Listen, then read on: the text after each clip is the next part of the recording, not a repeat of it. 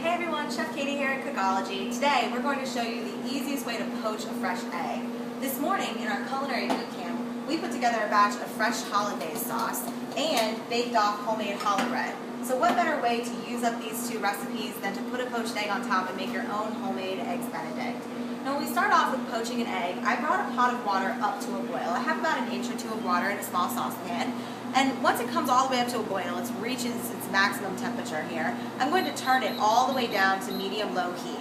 If you have a thermometer at home, you're looking for somewhere around 130 to 145 degrees for poaching, which is a low simmer technique. Now you'll notice that once we turn the temperature down, all the bubbling has disappeared off the top of the pot. We're down to the point that there's no movement in the water, and that's what you're looking for.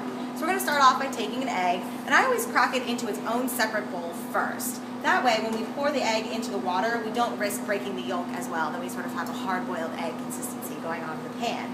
We're going to crack the egg down into a bowl just to make sure the yolk stays intact, and then we'll slide that egg right into the simmering water here. One good trick is to add a little bit of acid to the water, something like vinegar or lemon juice. I'm going to add about a tablespoon of white vinegar here down into my pot of water. And the acid isn't to flavor the egg, it's just to allow the egg whites to hold closely together around the egg yolk. If you didn't have the acid in there, you risk the egg whites spreading across outside the pan, not holding together around the yolk nice and tight for a poached egg. I'm just going to slide it gently down into the water, and you can see how it sort of all clumps together in one spot.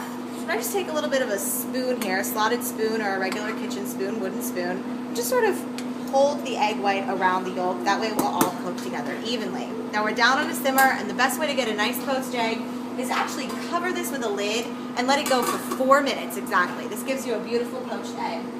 I've done this ahead of time here today just so we have one that we can swap out. So I'm going to switch our pots over. And you'll see that after 4 minutes, we have the egg beautifully cooked.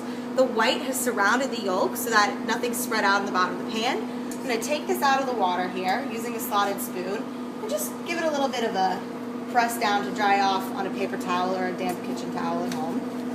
And then our egg is going to go right down on top of our little bit of toast here. Now I have fresh challah bread that we baked this morning, and you'll be able to find all these recipes on our website as well.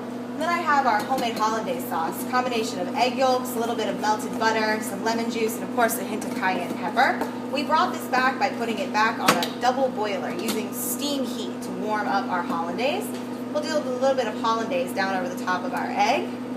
The heat from the egg will allow this to also warm through. Let it sort of run down the plate. Season it with a little bit of salt, a little bit of black pepper, and then for a little bit of color and texture, have a little bit of fresh chives down on top. And there you have it, the perfectly poached egg, 4 minutes flat, with a little bit of fresh baked challah and homemade hollandaise sauce from boot camp this morning. Thanks guys so much.